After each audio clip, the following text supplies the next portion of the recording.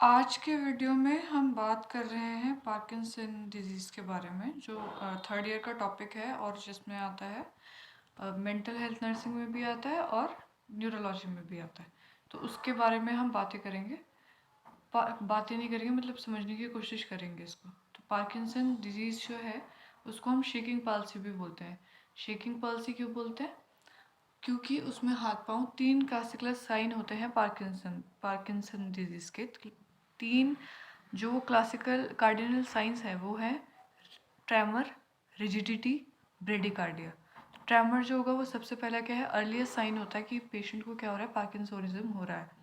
जब कभी भी बॉडी में डोपामिन का लेवल जो होता है वो कम हो जाता है, उसके वजह से पार्किंसोनिज्म डेवलप होता है। ये ट्रेमर्स वगैरह, रिजिडिटी, ब्रेडिकाइनेसिया, ये सब होना शुरू हो जाएगा। Speech difficulty, difficulty in swallowing, swallowing. Okay, तो ये होता है। अब पार्किंसन के बारे में इतना हमने थोड़ा थोड़ा देख लिया। अब जो लिखा हुआ है वो पढ़ लेते हैं। Also known as shaking palsy. Shaking palsy क्यों? कि पेशेंट बोलतेगा कि उसके हाथ हिल रहे हैं, वो लिखने में अनेबल हो रहा है, स्मॉल हैंड राइटिंग हो रही है, कितनी भी कोशिश कर ले, बार बार अपने मुंह से आवाज़ क्या हो रही है उसकी, लड़खड़ा रही है। ये इस तरीके से क्या होता है, पार्किंसोनिज्म होता है। या अगर बहुत लंबे समय से एंटीसाइकोटिक ड्रग्स ले रहे हो तो उसकी वजह से भी क्या होता है, जो डिक्रीज हो जाता है हमारे डोपामिन का लेवल, और इससे ये पार्किंसोनिज्म हो सकता है। मतलब साइन एंड सिम्टम आपको देखने को मिलेंगे। It is a slowly progressive neurological means something which is related to neurology, यानी कि हमारे ब्रेन से रिलेटेड है। प्रोग्रेसिव न्यूरोलॉजिकल मूवमेंट का डिसऑर्डर है, जिसमें क्या होता है, that eventually lead to a disability. Movement का डिसऑर्डर है, किसी के हाथ पाँव अब खुद कांपने पे लगे हुए हैं, तो ये क्या है, at rest.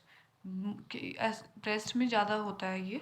Tremors occur only during the resting period but do not occur while doing any activities. तो उसमें ये सब होता है पार्किंसोनिज्म में। तो धीरे धीरे करके क्या हो जाएगा, इंसान क्या हो जाएगा, इसको डिसेबिलिटी ले जाएगा। आज काम नहीं करेगा, कल काम नहीं करेगा, परसों काम नहीं करेगा, तो क्या हो जाएगा, परमानेंट डिसेबिलिटी भी आ सकती है। It is a disorder of basal ganglia.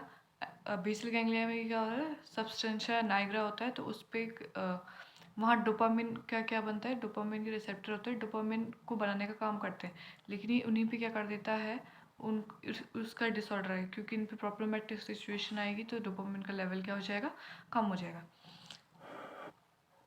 Disease affect man more than women. ये तो सिर्फ ऐसे ही याद करने वाला स्टेटमेंट कि इंसिडेंट्स क्या है। Symptom appear at 50 year of age, और मे बी 60 के अराउंड ये होना शुरू होंगे।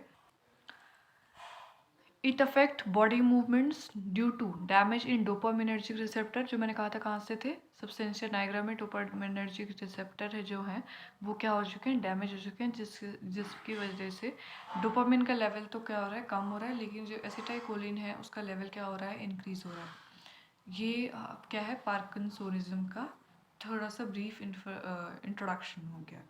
फिर कॉजेज़ क्या हो सकते हैं, कॉजेज़ क्या है, इडियोपैथिक है। इडियोपैथिक मीन्स कि हमें नहीं मालूम, मतलब हमें एग्जैक्ट कॉज नहीं पता है कि किस वजह से होता है, बस ये हम अंदाजे, बस कि रिस्क फैक्टर क्या क्या हैं, किस किन चीज़ों से हो सकता है वो हमने बताए हुए। जेनेटिक्स, अगर फैमिली में किसी का हिस्ट्री है कि किसी को पार्किंसन डिजीज़ है या कोई साइकेट्रिक इलनेस है, तो इसका मतलब ये होता है कि पेशेंट को कि किसी और को भी होने के चांसेस हो, बच्चों में भी ज़्यादा। Viral infection, head injury, chronic use of antipsychotic drug. अब हमने क्या हुआ, क्रोनिक यूज़ बहुत लंबे समय से, पहले भी बता दिए, बहुत लंबे समय से अगर एंटीसाइकोटिक लाइक हेलोपेरिडोल यूज़ कर रहे हैं, ऑक्सकार्ब ले रहे हैं, तो उसकी वजह से क्या हो जाता है, डोपामिन का लेवल कम हो जाता है, और कम होने की वजह से पार्किंसन डिजीज़ हो जाती है। CVA, सेरेब्रोवास्कुलर एक्सीडेंट, ये सब हुआ, ब्लड सप्लाई नहीं पहुँची बेसल गैंग्लिया को, तो वहाँ पे क्या हो गया, वो ब्लड सप्लाई नहीं गई, मतलब ऑक्सीजन नहीं गई, ऑक्सीजन नहीं गई मतलब टिश्यूज़ के होने लगे डेड होना शुरू हो गए। तो एक बार डेड होना शुरू हो गए तो उनको रिकवर नहीं किया जा सकता, न्यूरॉन्स के सेल्स कभी रिकवर नहीं होते।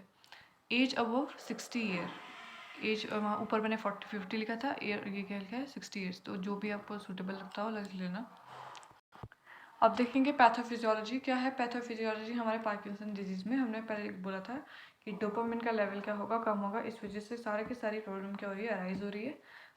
Parkinson disease due to decrease dopamine resulting from destruction of neuronal cell in the substantia nigra in the basal ganglia and mid brain. तो ये क्या है, ये वही लाइन है जो मैं अभी पहले बता चुकी हूँ, बस उसको मैंने पढ़ दिया इसलिए क्योंकि मैं पहले बता चुकी हूँ। सेम लाइन को बार बार रिपीट करना सही नहीं है। इटियोलॉजिकल फैक्टर मीन्स क्या, अगर आप 60 साल से ऊपर हैं, बहुत लंबे समय से क्रोनिक यूज़ कर रहे हैं किसका, एंटीसाइकोटिक का, तो कोई भी इटियोलॉजिकल फैक्टर आप यहाँ पे लिख सकते हैं, जिससे क्या होगा, डिस्ट्रक्शन होगा न्यूरॉन का डिस्ट्रक्शन होगा। न्यूरॉन जो होते हैं वो सेल्स क्या नहीं करते, दोबारा रीजनरेट नहीं होते हैं, तो रीजनरेट नहीं होते तो इसकी वजह से क्या हो जाएगा, कंप्लीट क्या हो जाएगा, वो हिस्सा काम करना बंद कर देगा। डिक्रीज डोपामिन लेवल, क्योंकि डोपामिनर्जिक रिसेप्टर जो थे उनको क्या किया जा रहा था, ब्लॉक किया जा रहा था, उनका प्रॉब्लम हो रहा था। इम्बैलेंस बिटवीन डोपामिन एंड एसिटाइकोलिन, जिससे हमें क्या देखने को मिलता है, पार्किंसन सिम्टम। अब सिम्टम क्या होता है, साइन एंड सिम्टम का include 3 cardinal signs we have. First one we have tremors. Parkinson triad के जो सिम्टम हैं वो है ट्रेमर्स, रिजिडिटी और ब्रेडिकाइनेसिया, जो मैंने तीनों पहले बता भी दिए थे। ट्रेमर्स में क्या होता है कि mostly occur in day time में क्या होता है, एक्टिविटीज़ जब डे टाइम में रेस्ट में रहेगा तब उसके हैंड क्या करेंगे, शेक कर देंगे, ऐसे ऐसे हिलते रहेंगे, ऐसे ऐसे मूवमेंट होता रहेगा। लेकिन जब वो कोई एक्टिविटी परफॉर्म करेगा तब वो क्या हो जाएंगी, स्टॉप हो जाएंगी। स्लो ट्रेमर्स होते हैं, बहुत स्लो होता है। और क्या होता है, पिन रोलिंग ट्रेमर्स का मतलब होता है tremors of hand and finger without coordination, बिना कोऑर्डिनेशन के हैंड और फिंगर का मूवमेंट हो रहा है। नेक्स्ट साइन जो हमने देखा था वो देखा था रिजिडिटी में क्या है, इंक्रीज मसल टोन, स्टिफनेस क्या हो जाएगी, मसल टोन जो हो जाएगी वो बहुत ज़्यादा हो जाएगी। कॉग व्हील रिजिडिटी, मतलब हमारा क्या होगा, मूवमेंट होगा आर्म का किसके टुवर्ड्स, बॉडी की तरफ एक जर्क सा इधर बॉडी की तरफ हमारे पास क्या आएगा, एक जर्क टाइप का मूवमेंट आएगा, तो उसको हम बोल देते हैं रिजिडिटी, ये देखने को मिलेगा। ब्रेडी का मतलब होता है समथिंग विच इज़ लेस और hypokinesia, also known as hypokinesia. Slow movement होता है वॉलेंट्री मसल्स का। माइक्रोग्राफिया, स्मॉल हैंड राइटिंग, क्योंकि हमारा डोपामिन का लेवल कम है। माइक्रोग्राफिया तो हाथ क्या करते हैं, क्योंकि ट्रेमर्स आ रहे हैं तो हाथ अपने आप ही हिल रहे हैं, शेकिंग पाल्सी इसीलिए तो बोला, तो इसी वजह से क्या होता रहता है, हैंड राइटिंग अच्छी नहीं हो पाती है, बहुत ही छोटा छोटा लिखता है आदमी। मोनोटोनस स्पीच कैसे रहते हैं, ऑल्टरेशन में रहती है। मोनोटोनस मतलब एक ही टोन उसका रहता है, कोई विदाउट एनी एक्सप्रेशन क्या करता रहेगा, बात करता रहेगा। और फेस कैसे होता है, मास्क लाइक फेस होता है। Long time to complete activities, क्योंकि ट्रेमर्स आ रहे हैं, तो ट्रेमर्स आ रहे हैं, रिजिडिटी हो रही है, ये सब हो रहा है, तो क्या करेगा, बहुत लंबा टाइम लेगा एक्टिविटीज़ को करने के लिए। डिस्फेजिया, ड्रूलिंग मतलब सलाइवा निकलता रहता है, और डिस्फेजिया मीन्स भूख नहीं निकलने में परेशानी होगी। फिर है postural and gait problem. Posture और गेट प्रॉब्लम देखने को मिलती है। Gait problem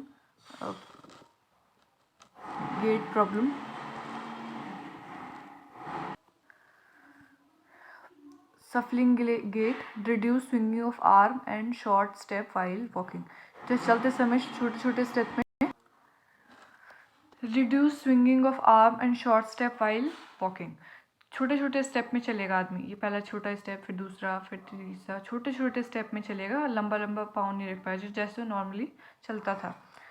ब्रेडिकाइनेसिया, slow movement of muscle, जिसके वजह से क्या होगा, डिस्काइनेसिया होगा। फिर मतलब थोड़े थोड़े मूवमेंट क्या हो जाएंगे, थोड़े थोड़े रिस्ट्रिक्ट होना शुरू हो जाएंगे, रिस्ट्रिक्ट।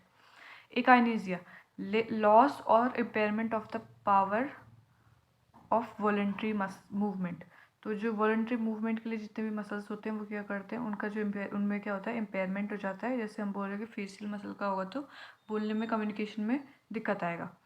फिर उसके बाद बोलते हैं हम फ्रीज्ड अप, मतलब एक ही जगह पे आदमी काम करते करते किसी एक ही जगह, एक पॉइंट पे क्या हो जाएगा, रुक जाएगा, और जैसे हम थॉट के साथ होते हैं, जैसे हम फ्रीज रख अभी कुछ और सोच रहे थे और अचानक वो सोच भूल गए, किसी और चीज़ पे चले गए, तो इसी को कहते हैं फ्रीज अप होना।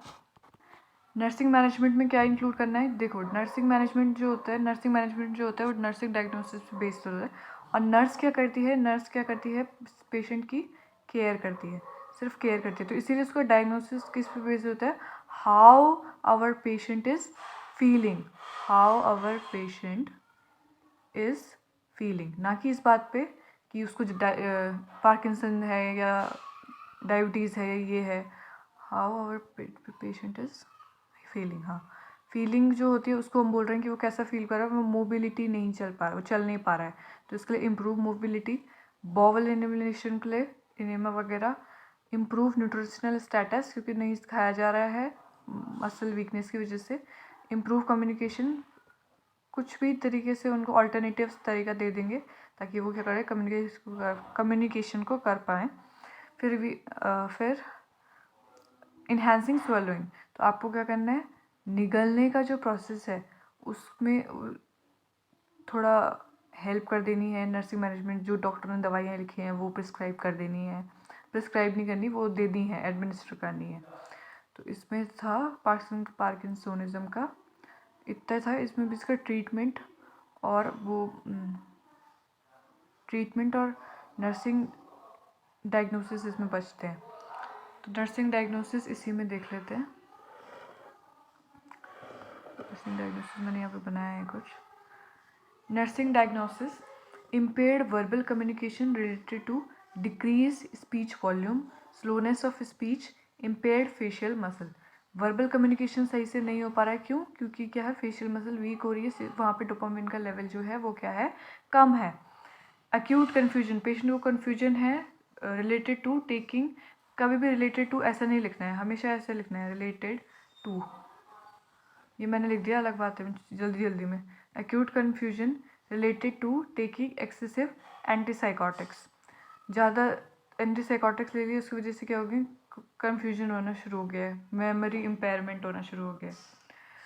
Ineffective coping related to disability in lifestyle, हमारा जो इनफेक्टिव मतलब पेशेंट क्या करते हैं, अपने पहले की लाइफ को अब प्रेजेंट की लाइफ को पास्ट की लाइफ से क्या करते हैं, कंपेयर करते हैं, तो उससे वजह से उन्हें बहुत ज़्यादा क्या होता है, मैं मतलब बुरा फील होता है कि ऐसा मेरे साथ ही क्यों हुआ ये।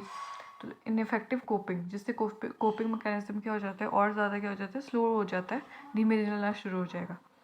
Impaired memory related to neurological disturbance, impaired memory impairment होगा, क्यों, क्योंकि हमारा जो है वो बेसल गैंग्लिया सबस्टेंशिया नाइग्रा है, वो डोपामिन का रिसेप्टर पे क्या हो चुका है, डैमेज वहाँ पे हो रखा है।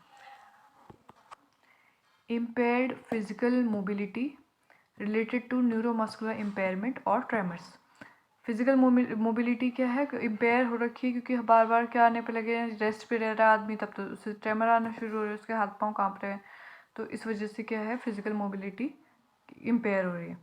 सोशल आइसोलेशन क्यों करेगा, पहले अपने आप को लो सेल्फ स्टीम हो जाएगी कि जो काम मैं पहले बहुत अच्छे से कर पाता था अब मैं वो नहीं कर पा रहा हूँ। Disability caused by disease, as evidence आप सारे खुद से लेना। रिस्क फॉर इंजरी होने के चांसेस हैं क्योंकि पहले ही क्या कर रहा है, बॉडी शेकिंग हो रही है, ट्रेमर्स हो रहे हैं, इमोबिलिटी हो रही है। रिस्क फैक्टर हो सकता है फिजिकल इमोबिलिटी, कि आदमी ने कुछ काम ही नहीं किया। पावरलेसनेस का मतलब होता है related to progressive nature of disease. Powerlessness की ये डिजीज़ कभी ख़त्म ही नहीं होगी, मुझ में कैपेसिटी नहीं, मैं अब किसी चीज़ के लिए केपेबल ही नहीं हूँ, ऐसा सोचना।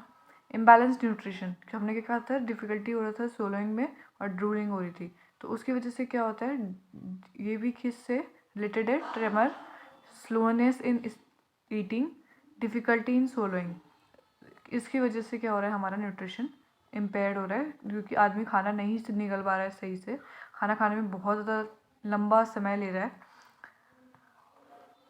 फिर होगा क्रोनिक सॉरो मीन्स दुख, क्रोनिक मीन्स लंबे समय से चलने वाला दुख, ये प्रेजेंट हो सकता है क्योंकि पार्किंसन ऐसा तो है नहीं कि भयानक जल्दी क्योरेबल हो जाए, मेडिसिन को भी वर्क करने में टाइम लगता है। तो इसी में है chronic sorrow related to loss of physical capacity as evidenced by patient is comparing their present life with their past life. ये इसका कुछ भी लिख लेना आप लोग, ये नर्सिंग डायग्नोसिस ये हैं. अब इसमें इसका मेडिकल मैनेजमेंट है, मेडिकल मैनेजमेंट दूसरे वीडियो में बना देंगे. Thank you.